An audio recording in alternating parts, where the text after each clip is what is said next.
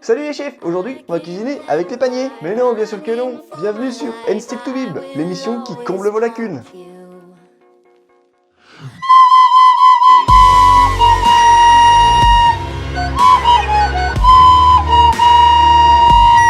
Qu'est-ce que c'est que ce merdier? Et oui, en quoi consiste cette émission? Eh bien tout simplement nous allons réviser toutes les unités d'enseignement du semestre 7. On va tout de suite commencer par le 7.1. En quoi consiste le 7.1? C'est très simple, il y a le fameux triptyque, la méthode des éléments finis, à savoir la MEF, il y a l'acoustique du bâtiment et la dynamique des structures. On va tout de suite commencer par la méthode des éléments finis. Yeah, you know what it is. Black and yellow, black and yellow, black and yellow, black and yellow. Yeah, you know what it is. Black and yellow, black and yellow, black and yellow, black and yellow. Alors, en quoi consiste la méthode des éléments finis? Dawn of a fatal day, and the wind begins to speak with a roar that no man can fail to hear. In a 40-mile-an-hour gale, the center span weaves like a ribbon in a swinging twist that you wouldn't believe possible unless you could see it as you do now. There it goes! Et oui, c'est à ça que ça sert. C'est la discrétisation d'un élément continu. Eh bien, nous allons mettre des points sur une courbe. Merci, bonne soirée à tous. Alors, démonstration. On prend une poutre, hop, hop. Donc là, la poutre, c'est un milieu continu. À la rigueur, on s'en fout. Il y a une sorte d'infinité de points et on va pouvoir discrétiser ce milieu en plusieurs points. Alors, on peut se mettre par exemple sur faire un point là si on veut calculer la flèche, et un point là, qu'on va pouvoir nommer avec des noms très originaux, par exemple 1, 2 et 3. 1, 2, 3, Ensuite, il ne nous reste plus qu'à calculer toutes les valeurs de flèches, de moments et de résultantes sur chacun des points. Allez hop, j'espère que vous avez compris, parce que pas évident à expliquer. Mais oui, c'est clair. On va tout de suite passer à l'application thermique de la méthode des éléments finis. Alors, à quoi ça sert? Eh bien, la thermique, ça sert à réduire la facture de Madame Michu. Eh oui, c'est bien ça le but. Et aussi les champignons, etc., etc. Mais bon, ça, on verra au semestre 8. Alors, sur le logiciel COMSOL, on va traiter les ponts thermiques. Qu'est-ce que c'est les ponts thermiques? Nous allons le voir par un exemple très simple. Là, par exemple, je suis isolé. On va dire une maison classique.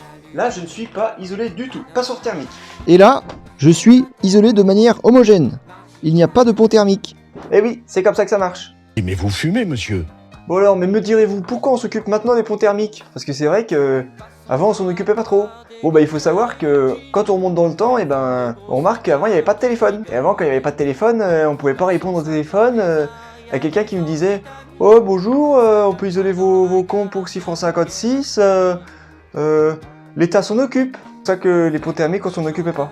Moralité de la méthode des éléments finis, deux choses à retenir, se méfier des ponts, mais ça c'est les ponts en général, c'est pas que les ponts thermiques. There it goes! Deuxième moralité, c'est se méfier des combles. Bon allez, on enchaîne. Yeah, you know what it is. Black and yellow, black and yellow, black and yellow, black and yellow.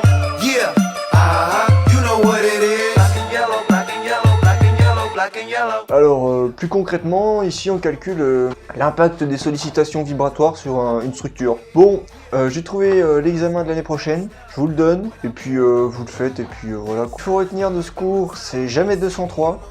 Sinon, en citation, j'ai une citation qui nous vient de Mourad Khelifa, à savoir, je ne sais pas, va voir avec tes petits camarades.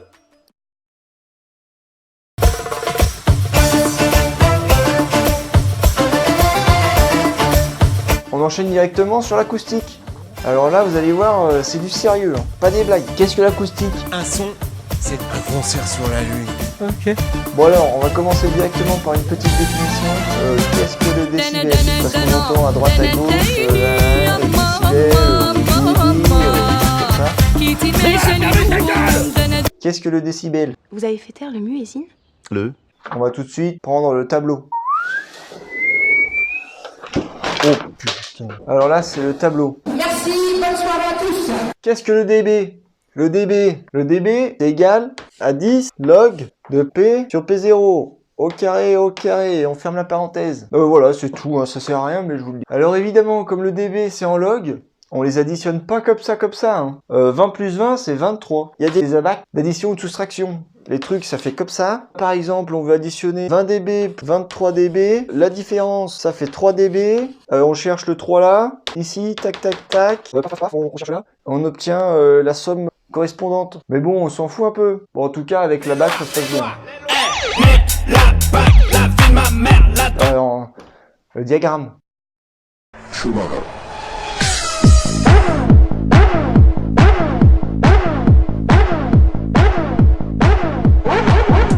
On passe directement au 7.2 M1, bioraffinerie. Je vais vous montrer à l'aide d'un extrait de documentaire toutes les étapes nécessaires à la bioraffinerie. C'est parti! Ici, par exemple, les étudiants doivent créer un biocarburant. Bonjour, bienvenue sur Comment fait-on, je suis heureux de vous retrouver pour une nouvelle vidéo. Ok. Regarde Patrick, j'ai découvert le cap là. En matière de formation, eh bien nous avons l'un des fleurons à l'échelle du pays. C'est généralement des étudiants qui sont très passionnés par ce qu'ils font.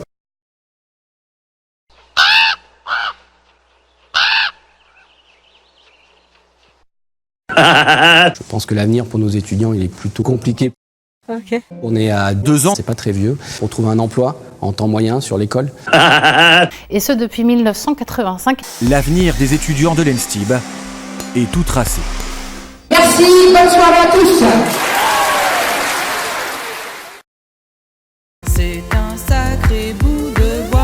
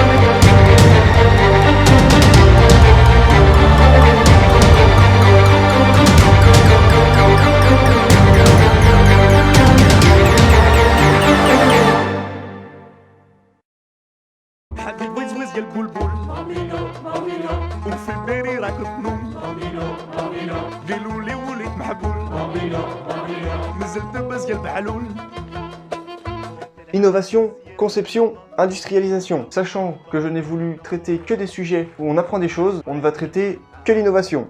Nous avons fait le travaux dirigé qui consistait à aménager un catamaran pour des personnes à mobilité réduite. Après avoir discuté un petit peu avec Benoît Roussel, il m'a dit que le second TD était dédié à aménager un F16 pour aveugles. Autant vous dire que c'était pas de la tarte. Bon allez, trêve de plaisanterie, on passe à une phase de créativité collective. C'est parti! Super! Alors, bonjour à tous et bienvenue! Aujourd'hui, nous allons commencer une séance de créativité collective. Comme nous travaillons sur le manche debout, on va tout de suite commencer sur cette question simple. À quoi vous fait penser le mot manger? C'est parti! Nourriture. Dessert. Banane. Gag. Lady. Dit. Au jour. Aujourd'hui? Oui. Non. Hein? Deux. Gérard Depardieu. Gérard Depardieu? Oui. Super Mario 2 Galaxy. Sur Wii? Oui. Pouet, pouet, pouet. Oui, vas-y, oui, oui. Ouais, trop fantastique. Non, oui, oui. Ouais, toi qui conduis. Ah, vous ne pouvez pas, je crois que Pierre Ménès tente un tacle en profondeur. Poltron. Je saisis la viande et l'occasion. Triple goyave. Le parquet glisse. Entendu. Je. Tu. Il. Nous. Vous. Il. Camoulox. Ah.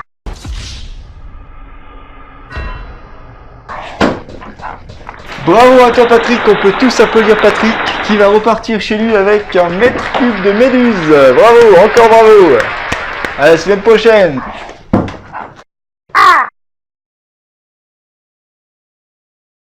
Il est un maboule. On l'appelle la brute. La brute. C'est la brute. Qualité, sécurité, environnement. Je vais pas revenir sur les définitions de danger, risque, aspect, impact. Je pense que c'est ok pour tout le monde. En revanche, point clé de la qualité, sécurité, environnement, c'est la matrice de cotation. C'est parti. Allez hop. Alors, on va faire une matrice. Bon, dans le jargon, on appelle ça un tableau à double entrée. Paf. Ligne droite. Ligne droite. On va mettre directement situation.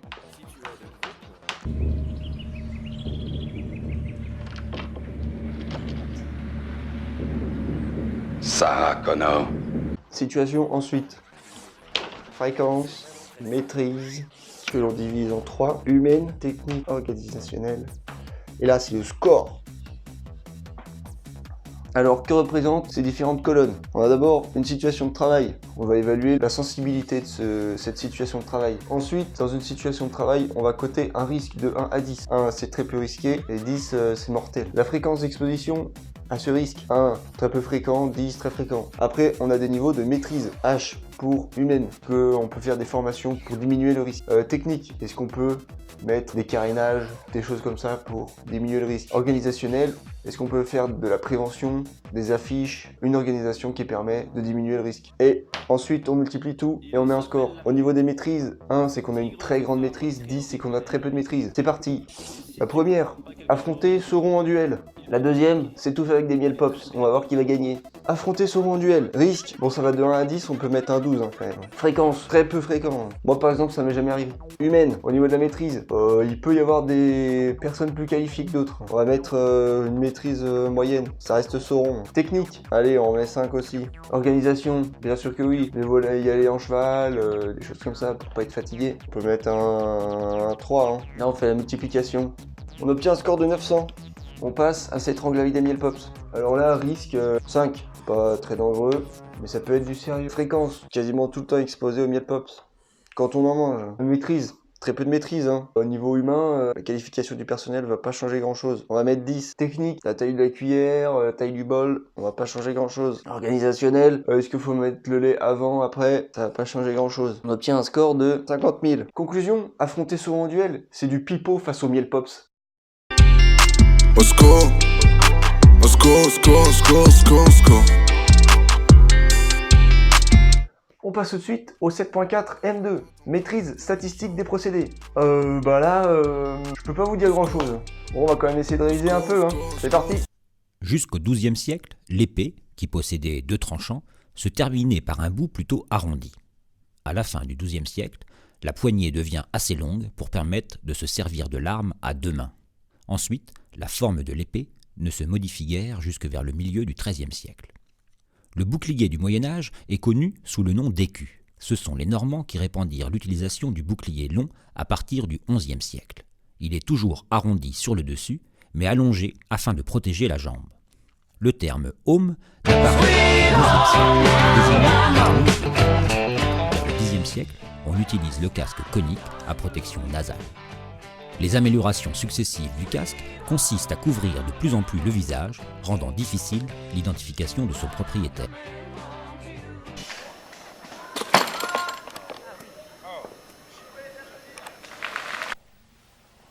Wow!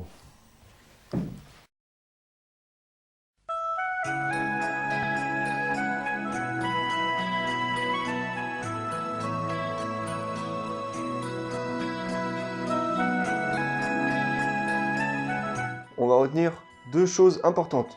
Un schéma et la notation BPMN. C'est parti pour le schéma.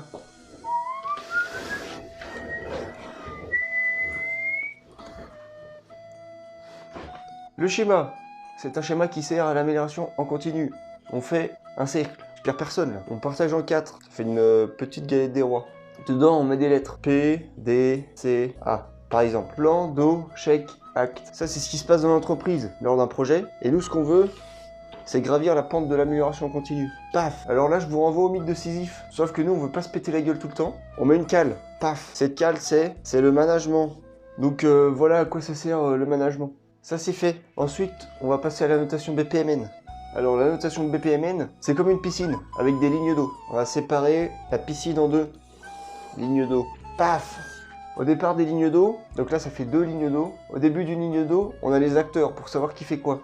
Ensuite, on note les différents processus qui se passent. Nous, on va prendre le cas de l'enquête Evasis. On reçoit un mail, paf, paf, je me place dans le cas d'un étudiant. Ensuite, on a le processus répondre. S'ensuit une phase de oui-non. Là, on peut mettre non, là, c'est la fin. Mais on peut répondre par un oui. Donc on répond à l'enquête Evasis. Ensuite, on remarque que dans l'enquête Evasis, il y a plusieurs acteurs.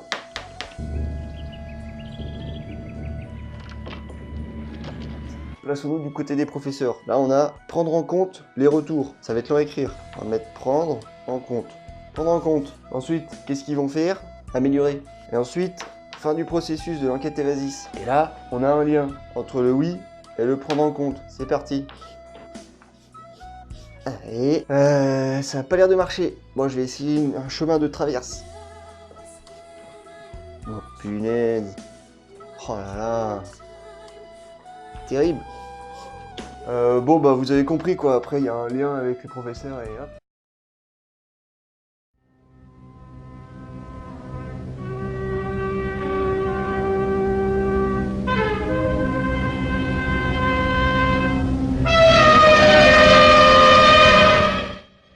Nous allons apprendre et comprendre les outils de la gestion d'entreprise. Alors, sachant que le cours est très dense et que moi, j'ai pas tout compris, on va vite aller s'aider de notre ami Google. Ecosia. Suivez-moi.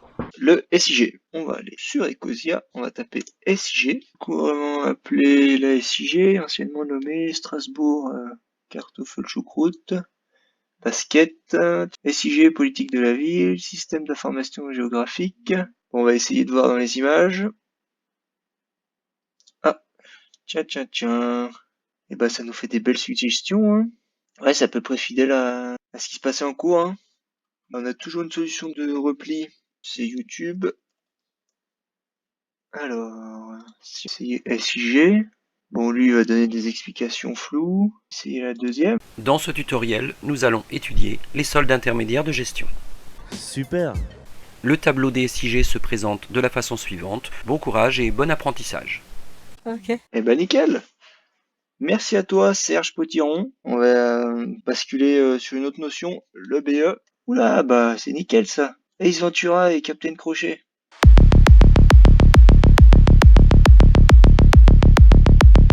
Ok. On va voir qu'est-ce que c'est la CAF. La CAF. Oula, Coupe d'Afrique des Nations. Et bah voilà, c'est exactement ce qu'on veut. Comment on tape en CAF, j'ai trouvé ça. Ah, Coupe d'Afrique. Bah ils ont pas compris que c'est CAN. Bon bah il y a Omar Sy en photo, ça fait du buzz. Ouais non, ça va pas trop nous aider, hein. Je crois qu'on n'a pas trop eu ça. Ah, le Lesotho surprend l'Afrique du Sud. Ah, c'est un match de football. Bon bah... Je sais pas si ça vous a aidé, mais... Moi pas vraiment. Vous non plus, j'imagine. On va passer au module 2, hein. Module 2, c'est marketing, vous allez voir, ça va être super. Super. Les mots me manquent, pourtant j'aimerais crier. Muette saltimbanque à la gorge nouée. En une phrase, c'est... il faut produire ce que l'on a vendu et pas vendre ce que l'on a produit. Voilà. Je pourrais m'arrêter là, mais je vais pas le faire. Quel est le principal outil du marketing? Vous le savez tous, c'est le mix marketing. Qu'est-ce que le mix marketing? Le mix marketing, c'est ce qu'on appelle les 4 P.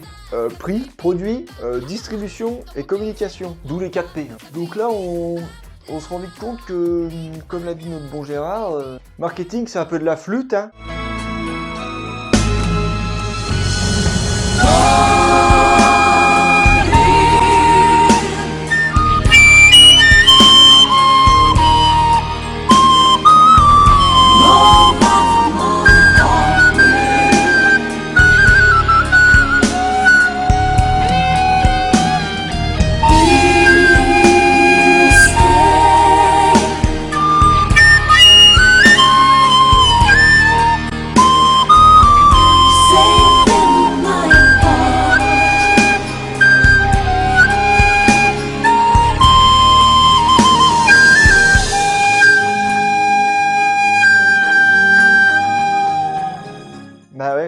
C'est un peu de la flûte. Un petit moyen mémotechnique pour les 4P.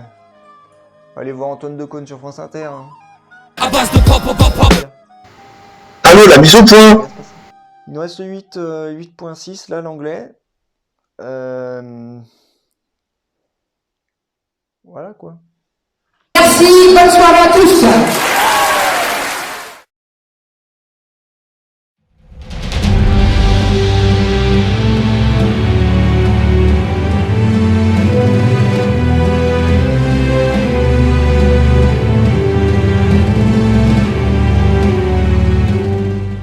I'm sorry, you're fired. Get out of here.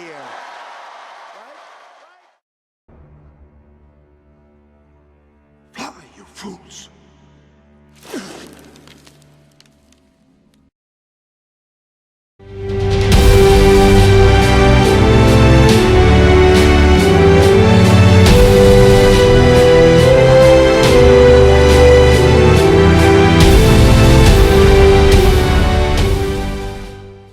B, C, A, C, C, D, A, D, C, C, A, C, C, B, C, A. A few moments later. B, A, C. Et oui, c'est un petit tricks. J'ai récupéré cette feuille de TOEIC. Il ne vous suffit qu'à la prendre par cœur et hop, c'est dans la poche. Je la mettrai en description si vous voulez. Sinon, courage hein, pour le TOEIC. Force.